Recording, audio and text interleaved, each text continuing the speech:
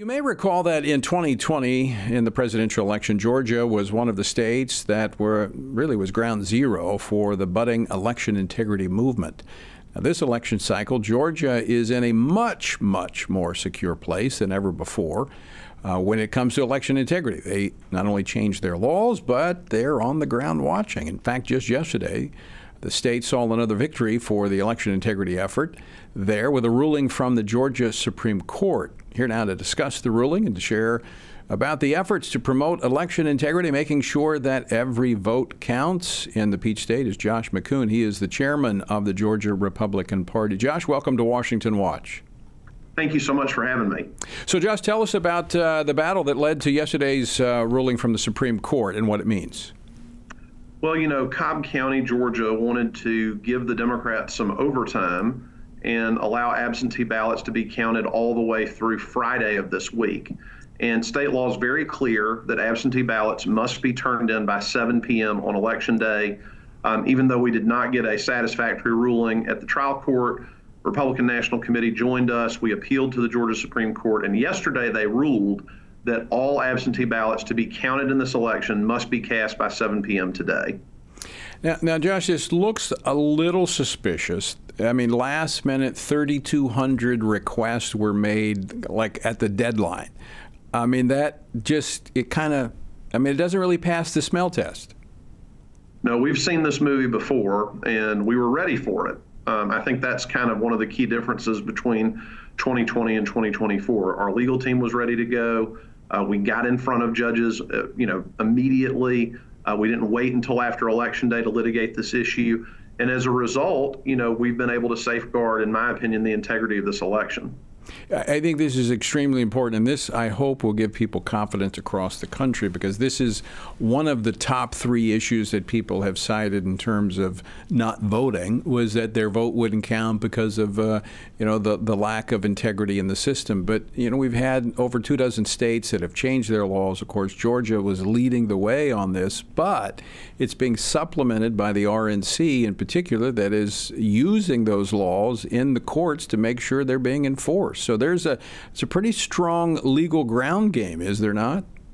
There absolutely is. I mean, we've been involved in dozens of lawsuits this year to protect the vote. And I want to say it really does 2 things. Number one, it's important that we have election integrity as a principle, obviously. But to your other point, it does make people feel confident to participate in the process. I believe tonight we're going to set a record for voter participation in a presidential election in Georgia, and that's because of these efforts. Republicans, conservatives have confidence that we are minding the store, we are making sure that this is a fair election, so they do have the confidence to go in and vote. And that's what I've been telling people for a year. We are working very hard to make sure this is a fair election. We just need you to do your job and get in there and vote. And people are doing that in great numbers. Josh, talk a little bit about the improvements that were made by the state. As they went back, assessed what happened in 2020, changed their laws. What are some of the things that happened, were put in place this year versus 2020? Well, one of the big changes had to do with ballot drop boxes. So in 2020, that was sort of invented, this idea that you could deposit an absentee ballot in a drop box that could be located anywhere. There was very little security around that process. The legislature came back and said, okay, we're going to have ballot drop boxes, but they're going to have to be in government buildings. They're not going to be 24/7. They're going to be secured. There's going to be a wet signature required to apply for an absentee ballot. And what we saw is we went from 1.5 million absentee ballots in this state in 2020 to just under 300,000 this year. So a reduction of 1.2 million of these absentee ballots by mail. So that'll result in a faster count. I also think it increases people's confidence in the election. The more people we have presenting themselves in person, displaying a photo ID, verifying their identity, that's a huge part and a huge win, in my opinion, about election integrity here. And I'll mention one other thing, which is the early voting that's taken place must be counted in Georgia by 8 p.m. tonight.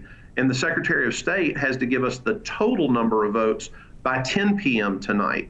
So there's not this late night, oh, we found more votes, all of that sort of thing. So I really feel like people are going to look back at this election and say, what a better experience, what an experience we have confidence in, regardless of the outcome.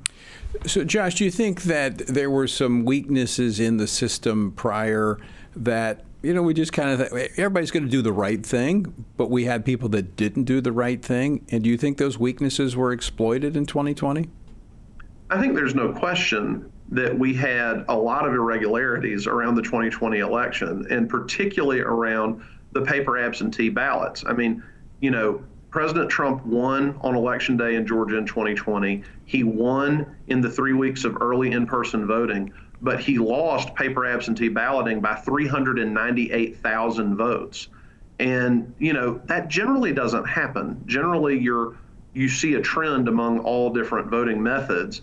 And that certainly makes you wonder about what went on, whether that was vote harvesting, knocking doors, sort of persuading people to vote that might not have been that enthused about voting in the first place, or whether it was something more sinister than that. But we've really done a lot. It's not perfect, no human endeavor is, right, but it is much improved over 2020 this year. Josh, final question for you. You got about 45 seconds left. What's your response to those who say that these efforts amount to voter suppression? I would say to them, we set a record for voter turnout in Georgia in 2022, and we're shattering, I believe tonight, the all-time record for turnout in a presidential election. So the proof's in the pudding. People are turning out. We can make it easy to vote and hard to cheat. And I think everyone, well, I would say most everyone prefers that, and to know that their vote counts, regardless of which side they're on politically, they want to know that their vote counts. It's absolutely. It is very critical to uphold our republic to be able to say that. Josh, thanks so much for joining us. Appreciate you being with us tonight. Thank you for having me. Absolutely.